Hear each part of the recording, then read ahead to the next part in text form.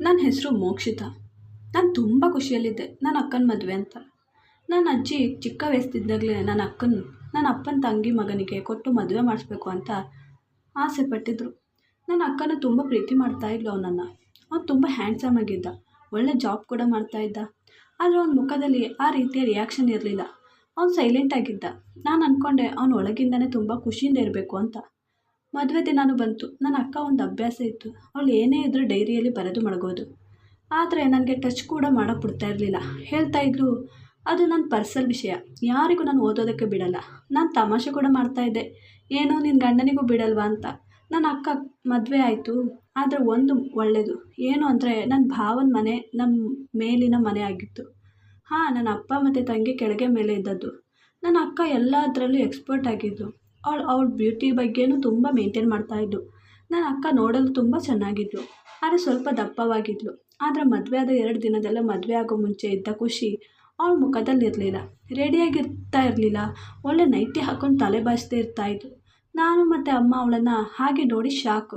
ನನ್ನ ಅಕ್ಕ ಏನೈತೆ, ಮೊದಲು ಒಂದು ಕ್ರೀಮ್ ಹಾಕ್ತಾ ಹೊರಗೆ ಬರ್ತಾ ಇರಲಿಲ್ಲ. ಆದರೆ ಈಗ ಅಮ್ಮ ನೋಡು, ನೀನು ಮೊದಲಿಗಿಂತ ಈಗ ತುಂಬ ರೆಡಿಯಾಗಿ ಅವ್ನು ಬರುವಾಗ ಕಾಯ್ಕೊಂಡಿರಬೇಕು. ಹಾಗಿದ್ರೆ ಅವನಿಗೆ ನಿನ್ನ ಮೇಲೆ ಇಷ್ಟ ಆಗೋದು. ಹೋಗು ಹೋಗು ಅಂತ.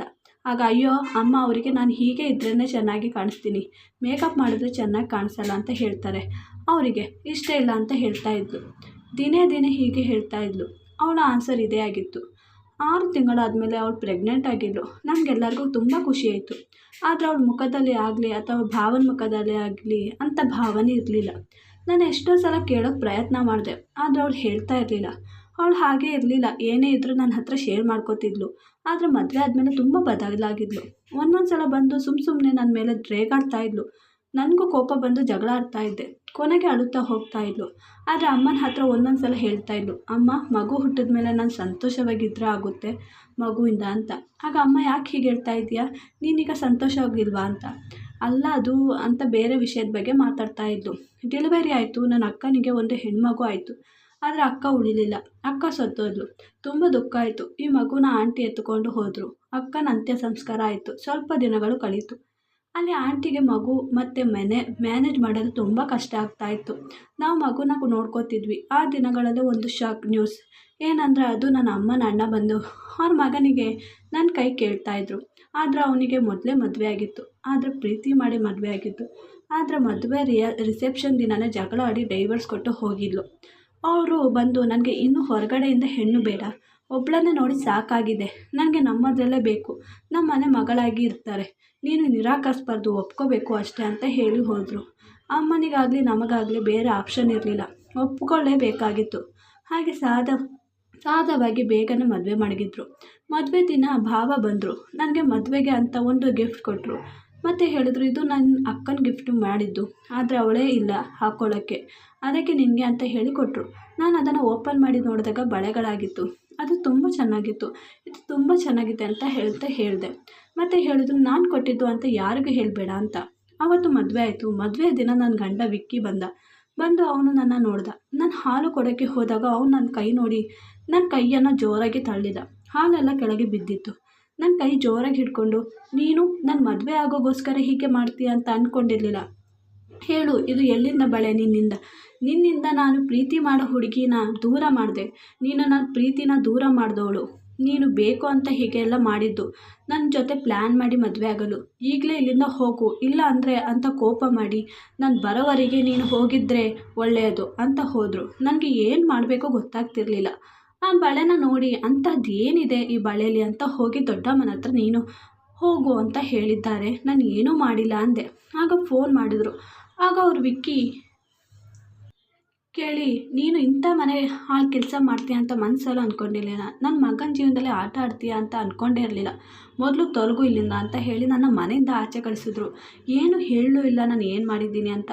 ನಾನು ಮನೆಗೆ ಹೋದೆ. ಅಲ್ಲಿ ಅದದ್ದೆಲ್ಲ ಹೇಳಿದೆ. ನಾನು ಏನೂ ಮಾಡಿಲ್ಲ, ಅವರಿಗೆ ನನ್ನ ಬಳೆ ನೋಡಿ ಏನಾಯಿತು ಗೊತ್ತಿಲ್ಲ ಅಂತ ಜೋರಾಗಿ ಅಳಲು ಸ್ಟಾರ್ಟ್ ಮಾಡಿದೆ. ಅಮ್ಮ ಅಲ್ಲಿಗೆ ಫೋನ್ ಮಾಡಿದ್ರು. ಆದರೆ ಫೋನ್ ಯಾರೂ ತೆಗಿತಾನೇ ಇರಲಿಲ್ಲ. ಮಾರನೇ ದಿನ ದೊಡ್ಡಮ್ಮ ಮತ್ತು ದೊಡ್ಡಪ್ಪ ಇಬ್ಬರು ಬಂದರು. ಸೀದವಾಗಿ, ನೋಡಿ, ಇದೆಲ್ಲ ನಿನ್ನ ಮಗಳು, ಬೇರೆ ಏನೋ ಹೇಳೋಕ್ಕಾಗ್ತಾ ಇಲ್ಲ, ನಿನ್ನ ಮಗಳಿಂದ ನಮ್ಮೆಲ್ಲರ ಮಾನ ಮರ್ಯಾದೆ ಎಲ್ಲರ ಮುಂದೆ ಹೋಯಿತು, ನನ್ನ ಮಗನ ಜೀವನ ಹಾಳಾಗೋಯ್ತು, ಇದೆಲ್ಲ ನಿನ್ನ ಮಗಳಿಂದನೇ. ಅವಳಿಗೆ ಬಳೆಗಳು ಬೇಕು ಅಂದಿದ್ರೆ ನಾವೇ ಬೇರೆ ಮಾಡಿಸಿ ಕೊಡ್ತಾ ಇದ್ವಿ. ಆದರೆ ಅವಳು ಈ ಥರ ಮಾಡ್ತಾಳೆ ಅಂತ ಕನಸಲ್ಲೂ ಅಂದ್ಕೊಂಡಿರಲಿಲ್ಲ. ಇನ್ನೇನು ಹೇಳೋಕ್ಕಿಲ್ಲ, ಇದಕ್ಕೆ ಸೈನ್ ಮಾಡಿಸಿ ಕೊಡು ಅಂತ ಅಮ್ಮನ ಕೈಯಲ್ಲಿ ಡೈವರ್ಸ್ ಪೇಪರ್ ಕೊಟ್ಟಿದ್ರು. ಅಮ್ಮ ಎಷ್ಟೇ ಕೇಳೋಕ್ಕೆ ಹೋದ್ರು, ಮಾತಾಡೋಕ್ಕೂ ಹೋದರು, ಏನು ಕೇಳಿದೆ. ಅವ್ರು ಹೇಳಿದ್ರು, ಇನ್ನು ಮುಂದೆ ನನಗೂ ನಿನಗೂ ಯಾವುದೇ ಸಂಬಂಧ ಇಲ್ಲ, ನಾವು ಆಚೆ ಇದ್ದೀವಿ, ಬೇಗ ಸೈನ್ ಮಾಡಿಸಿ ತಗೊಂಡು ಬಂದು ಕೊಡು ಅಂತ ಹೇಳಿದ್ರು.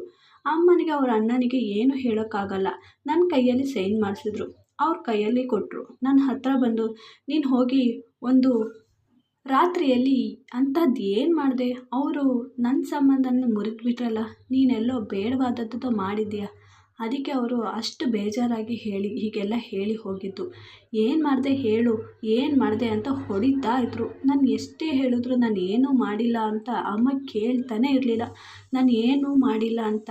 ನಾನು ಇದೇ ಗುಂಗಲ್ಲಿದ್ದೆ. ನಮ್ಮ ಮನೆ ತುಂಬ ಸೈಲೆಂಟ್ ಆಗಿಬಿಟ್ಟಿತ್ತು. ಇದರಿಂದ ನಾನು ಹೆಚ್ಚಾಗಿ ಪಾಪುನ ಕರ್ಕೊಂಡು ಬಂದು ನನ್ನ ಜೊತೆನೇ ಇರಿಸ್ಕೋತಿದ್ದೆ, ಅದ್ರ ಜೊತೆ ಟೈಮ್ ಸ್ಪೆಂಡ್ ಮಾಡ್ತಿದ್ದೆ. ನನ್ನ ಹತ್ರ ಇರಲು ಆ ಪಾಪುಗೂ ಇಷ್ಟಪಡ್ತಾ ಇತ್ತು. ಹೀಗೆ ಇರಬೇಕಾದ್ರೆ ಅಪ್ಪನ ತಂಗಿ ಬಂದು ಅಮ್ಮನ ಹತ್ರ, ನೋಡು ನಿನ್ನ ಮಗಳು ಹೀಗೆ ಅಂತ ಎಷ್ಟು ದಿನ ಇರ್ತಾಳೆ, ನೋಡು ಪಾಪುನು ಅವಳು ಇಲ್ಲ ಅಂದರೆ ಆಗಲ್ಲ, ಪಾಪುಗೆ ತಾಯಿಯಾಗಿ ಇರ್ತಾಳೆ, ನನ್ನ ಮಗನಿಗೆ ಒಬ್ಳು ಹೆಂಡತಿ ಸಿಗ್ತಾಳೆ, ನನ್ನ ಮಗನು ಅವಳು ಹೋದ್ಮೇಲೆ ತುಂಬ ಕೊರಗ್ತಾ ಇದ್ದಾನೆ, ಮೋಕ್ಷಿತನ ನೀನು ನನ್ನ ಮಗನಿಗೆ ಕೊಟ್ಟು ಮದುವೆ ಮಾಡಿಸ್ಬಿಡು ಅಂತ ಹೇಳಿದರು. ಇದರಿಂದ ಅಮ್ಮನಿಗೆ ತುಂಬ ಖುಷಿಯಾಯಿತು. ಆದರೆ ನಾನು ಅಲ್ಲೇ ಇದ್ದೆ. ನಾನು ಕೇಳಿಸ್ಕೊಂಡು ನನಗೆ ಇಷ್ಟ ಇಲ್ಲ ಅಂತ ಬೇಗ ಹೋಗಿ ನಿರಾಕರಿಸಿಬಿಟ್ಟೆ. ಅಮ್ಮ ತುಂಬ ಕನ್ವಿನ್ಸ್ ಮಾಡಲು ಬಂದರು, ನೋಡಿದ್ರು, ಆದರೆ ನಾನು ಒಪ್ಪಲೇ ಇಲ್ಲ. ನಾನು ಮದುವೆ ಮಾಡಿಕೊಳ್ಳಲ್ಲ ಅಂತ ಒಂದೇ ಕಾಲಿನಲ್ಲಿ ನಿಂತುಬಿಟ್ಟಿದ್ದೆ. ಹಾಗೆ ಸ್ವಲ್ಪ ದಿನ ಕಳೀತು. ಒಂದು ದಿನ ರಾತ್ರಿ ಮಗುನ ಎತ್ತುಕೊಳ್ಳಲು ಭಾವ ಬಂದರು. ನನ್ನ ಜೊತೆ ಮಾತಾಡ್ತಾ ಹೇಳಿದ್ರು, ನೀನು ಬೇರೆಯವರ ಜೊತೆ ಮದುವೆ ಆಗೋಕ್ಕಿಂತ ನನ್ನ ಜೊತೆ ಮದುವೆ ಆದರೆ ನನ್ನ ಮಗಳಿಗೂ ತಾಯಿ ಸಿಗ್ತಾಳೆ, ನೀನು ನಿರಾಕರಿಸಿದ್ದು ಗೊತ್ತು. ಆಗ ಭಾವ, ನಾನು ನಿಮ್ಮ ಜೊತೆ ಮದುವೆ ಆಗಲು ನಿರಾಕರಿಸಿದ್ದು ಮಾತ್ರ ಅಲ್ಲ, ಅದು ನಾನು ಯಾರ ಜೊತೆನೂ ಮದುವೆ ಮಾಡ್ಕೋಬಾರ್ದು ಅಂತ ತೀರ್ಮಾನ ಮಾಡಿದ್ದೀನಿ. ಆದರೆ ನಿನ್ನ ಅಮ್ಮ ನಿನಗೆ ಬೇರೆ ಕಡೆ ಸಂಬಂಧ ನೋಡಿ ಬಂದಿದ್ದಾರೆ ಅಂತ ಹೇಳಿದಾಗ ನನಗೆ ತುಂಬ ಶಾಕ್ ಆಯಿತು. ಏನೋ ನನಗೆ ಗೊತ್ತೇ ಇಲ್ಲ, ಹೌದಾ, ಅದು ನಿನಗೆ ಗೊತ್ತು ಅಂತ ತಿಳ್ಕೊಂಡಿದ್ದೆ, ಹೋಗಲಿ ಮಗು ಕೊಡು, ಸ್ವಲ್ಪ ಹೊತ್ತು ಆದಮೇಲೆ ಕರ್ಕೊಂಡು ಬಂದು ಕೊಡ್ತೀನಿ ಅಂತ ಕರ್ಕೊಂಡು ಹೋದರು.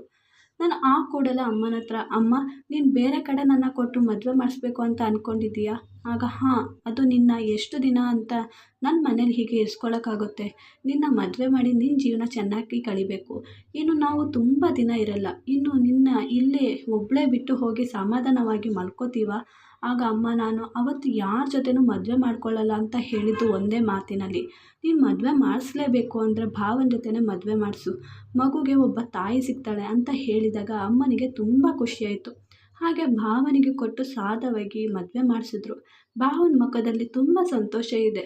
ಹೀಗೆ ಅಕ್ಕನ ಜೊತೆ ಮದುವೆ ಮಾಡ್ಕೋಬೇಕಾದ್ರೆ ಈ ಸಂತೋಷ ಇರಲಿಲ್ಲ. ಮತ್ತು ಮದುವೆ ಆದಮೇಲೆ ಭಾವನನ್ನು ತುಂಬ ಚೆನ್ನಾಗಿ ನೋಡ್ಕೋತಿದ್ರು. ಒಂದು ದಿನ ನಾನು ನನ್ನ ಡ್ರೆಸ್ ಎಲ್ಲ ತೆಗೆದು ಕ್ಲೀನಾಗಿ ಎತ್ತಿ ಮಡಗ್ತಾ ಇದ್ದೆ. ಅಲ್ಲಿ ಅಕ್ಕನ ಡೈರಿ ಸಿಕ್ಕಿತ್ತು. ನಾನು ಅದನ್ನು ಓದ್ತಾ ಕೂತಿದ್ದೆ. ಅಕ್ಕ ಅದರಲ್ಲಿ ತುಂಬ ಚಿಕ್ಕ ಚಿಕ್ಕ ವಿಷಯವನ್ನು ಬರೆದು ಮಡಗಿದ್ಲು. ಓದ್ತಾ ಮದುವೆ ಆದಮೇಲೆ ಬರೆದಿದ್ದ ನಾನು ಓದ್ತಾ ಇದ್ದೆ.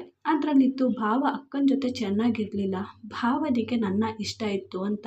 ಮತ್ತು ಅಕ್ಕ ರೆಡಿಯಾದಾಗ ಭಾವ, ನೀನು ರೆಡಿಯಾದ ತುಂಬ ಅಸಹ್ಯವಾಗಿ ಕಾಣುತ್ತೀಯಾ ಅಂತ ಹೀಯಾಳಿಸುತ್ತಿದ್ದರು. ಮಾತಿಗೆ ನನ್ನ ಕಂಪೇರ್ ಮಾಡಿ ಅವಳಿಗೆ ಚಿತ್ರಹಿಂಸೆ ಕೊಡ್ತಾಯಿದ್ರು. ಪಾಪ ಅವಳು ತುಂಬ ಟಾರ್ಚರ್ ಸಹಿಸ್ಕೊಂಡು ಇದ್ಲು.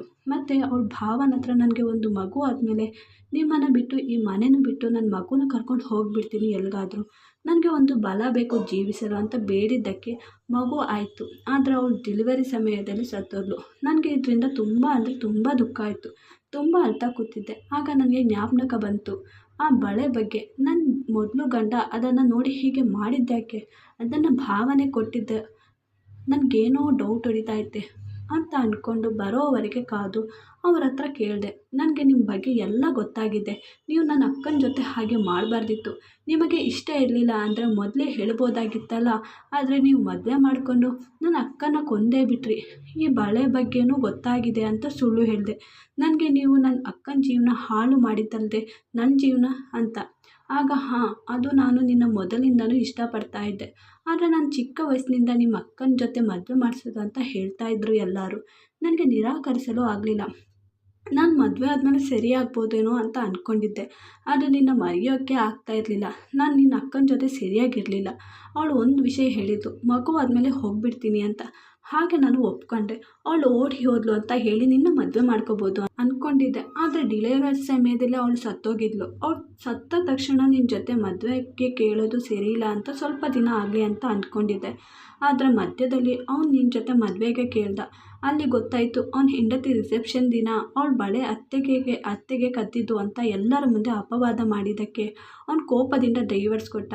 ಅಮ್ಮ ನನ್ನ ಹಾಗೆ ಮಾಡಿದ್ದೆಯಲ್ಲ ಅಂತ. ನಾನು ಅಲ್ಲಿಯೇ ಕೆಲಸದವಳನ್ನು ಹಿಡಿದು ಕೇಳಿದಾಗ ಅವಳೇ ಕದ್ದಿದ್ಲು ಆ ಬಳೆಗಳನ್ನು. ಅವಳಿಗೆ ಅಷ್ಟೇ ದುಡ್ಡು ಕೊಟ್ಟು ಅದನ್ನು ತೆಕ್ಕೊಂಡು ಬಂದೆ.